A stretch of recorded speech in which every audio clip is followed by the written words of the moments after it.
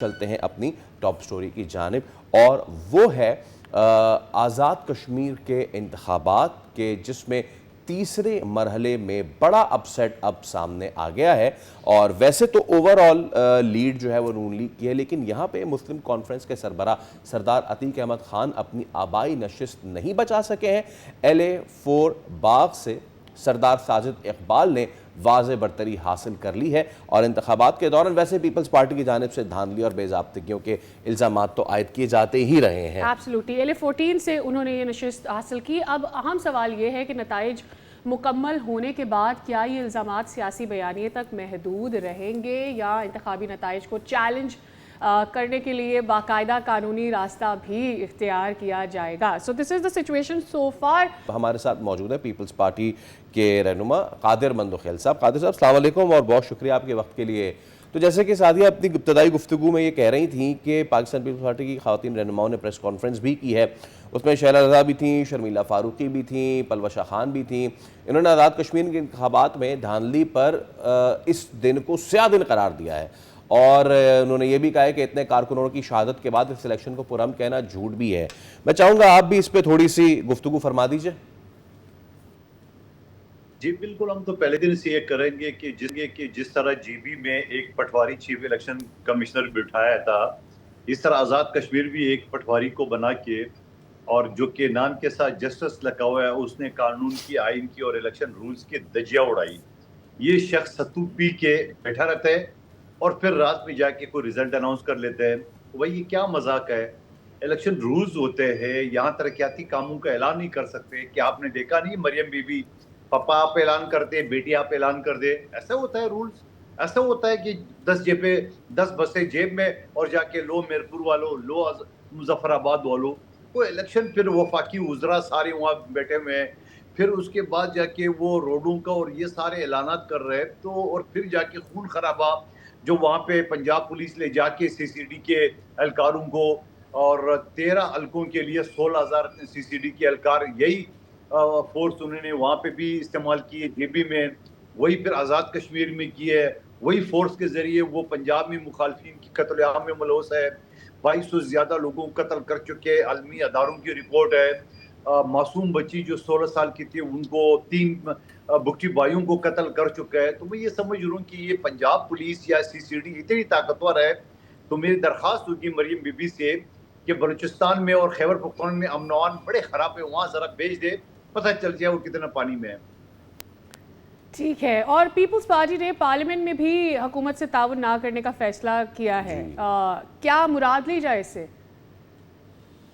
دیکھیے، میری اگر ذاتی رائے پوچھے، میرے تو پہلے ہی خواہش تھی کہ نون لیگ کے ساتھ دے کے ہم اپنی سیاست جو نا وہ کمزور کر رہے ہیں۔ پنجاب میں پارٹی کمزور ہو رہی ہے نون لیگ کی وجہ سے۔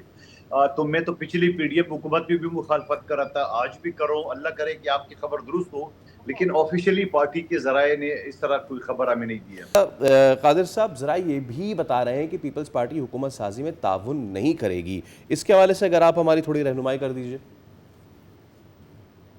دیکھیے، اگر پیپلز پارٹی نے، میں اگر کا لفظ استعمال کروں، اگر پیپلز پارٹی نے قانون سازی کے لیے حکومت سے جو نا وہ مدد یا اس کو سپورٹ کرنے چھوڑ دیا ہے، تو پھر کوئی بل بھی پاس نہیں ہوگا۔ پی ٹی آئی تو پہلے ہی انکاری ہے، تو نون لیگ اپنی ممبران کے ذریعے 2/3 میجارٹی کے پاس نہیں، کیسے کریں گے؟ تو یہ اسمبلی کا جو قانون سازی کا کام ہے وہ ٹف ہو کے رہ جائے گا اور کوئی کام نہیں ہوگا۔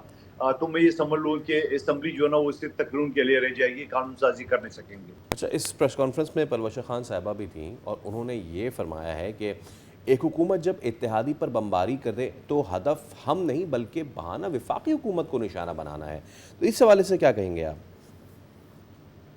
دیکھیے، آپ کو یاد ہوگا، ہم تو پہلے دن سے یہ کر رہے تھے کہ ایک مسلم لیگ نواز ہے، دوسرا مسلم لیگ شہباز ہے، تیسرا مسلم لیگ مریم ہے، اور یہ باتیں تو ہم کرتے تھے، لیکن مریم بی بی نے ایک جلسے میں مانا کہ میم، شین اور نون یہ ساری کٹھے ہیں۔ یہ چچا بھتیجی کا جو ہے نا وہ حکومت کے اختلاف ہے، اور نواز شریف صاحب وہ دکھ گو کہ اس نے شرط لگائی تھی کہ میری بیٹی کو جب تک آپ بڑے صوبے کا وزیر اعلیٰ نہیں بنائیں گے آپ کو ماننے کو تیار نہیں ہوں، میرے سمدھی کو آپ نائب وزیر اعظم نہیں بناؤ گے، میرے بچپن کے دوست خواجہ آصف بامائے بانجی کو آپ وفاقی وزیر نہیں بنائیں گے۔ اب آپ مجھے بتاؤ، یہ وزیر دفاع جو کہ ایک بزدل سے کم نہیں ہے. یہ شخص ہندوستان کی جنگ میں کہاں تھا, کس لہر میں نہ رہا تھا. ساری دنیا میں سفارتکاری تو بلاول بھٹو زرداری صاحب کرے تھے, چاہے وزیر دفاع کی حیثیت سے, وزیر خارجہ کی حیثیت سے, وزیر اطلاع کی حیثیت سے. کراچی میں ایک لڑکا جو کاروباری ہے, جو کہ بزنس کاروباری لوگوں کے ساتھ اور کوئی ہوا ہے, وہ قتل ہو چکا ہے, اس پہ سیاست کرے.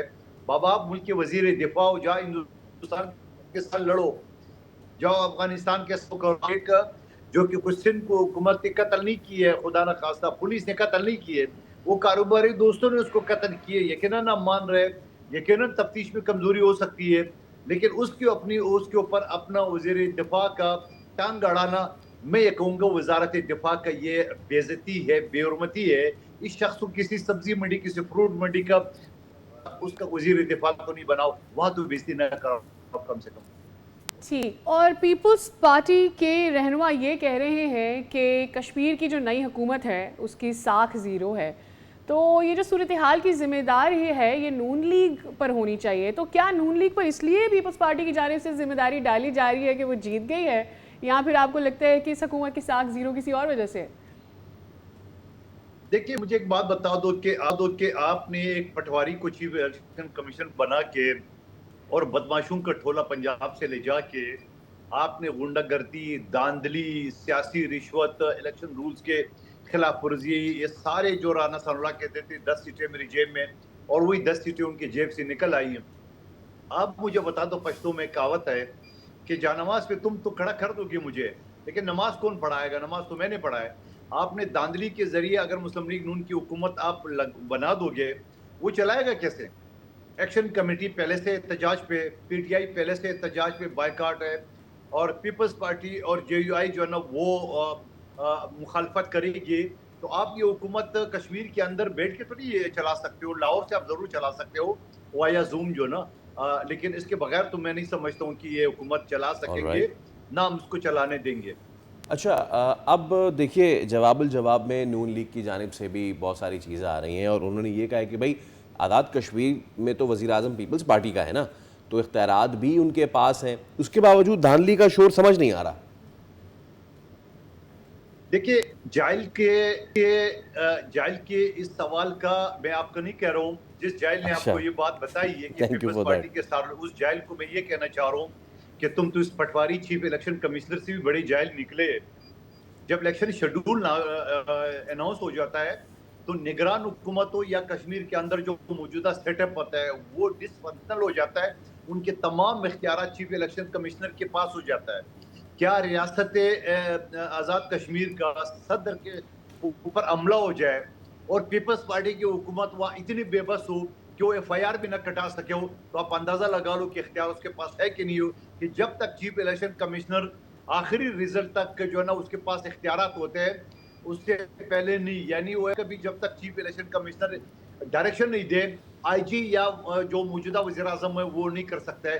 تو اس سے زیادہ آپ کو اندازہ ہونا چاہیے. تو میرے طرف اور اب آسما بخاری نے پیپلز پارٹی کی خواتین رہنماؤں کی پریس کانفرنس کے بعد ٹویٹ کیا ہے کہ میرے مقابلے میں 3 خواتین کو بھیجا گیا ہے, وہ اس صوبے کی بات کر رہی ہیں جس سے میر رضا کیس کی 2 نمبری سنبھالی نہیں جا رہی ہے. کیا کہیں گے اس تنقید پر؟ میر رضا کا میں نے آپ کو بتا چکا ہوں کہ وہ ایک بزنس مین ہے, ان کے کوئی لین دین کا حساب ہے, اور پہلے یہ کیس خودکشی کی طرف جا رہا تھا, اب یقیناً قتل, میں بھی قانون کے طالب علم, وہ قتل کی طرف جا رہا ہے. تو اس میں سندھ پولیس کا, سندھ حکومت کا کیا لینا دینا ہے؟ ضرور جو انکوائری ہے اس میں کوئی کوتاہی ہو سکتی ہے ایک انڈیویجول کی طرف سے, تو اس میں سندھ حکومت یا سندھ کا آئی جی جو ہے نا اس کا ذمہ دار نہیں ہے. لیکن آپ عظمیٰ بی بی سی یہ پوچھو, جو آپ کی یہ قاتل پولیس جس کے بارے میں عالمی اداروں نے کہا کہ انہوں نے 2200 سے زیادہ قتل کیے, 2200 سے زیادہ, اور ایک معصوم 16 سال کی بچی جو ماں باپ کی گود میں قتل ہوئی ہے, 3 نوجوان بھگٹی بھائیوں کو دھوکے سے بلا کے قتل کیے, کہ آپ کا اگر یہ پولیس اتنی غیرت مند ہے تو ذرا خیبر پختونخوا اور بلوچستان بھیج دے وہاں دہشت گردوں سے مقابلے کے لیے, تو پھر پتہ چلے گا. قادر, آپ اس حوالے سے گفتگو فرما رہے تھے, آپ کا بے حد شکریہ. سبسکرائب کریں اور بیل دبائیں تاکہ کوئی خبر رہ نہ جائے.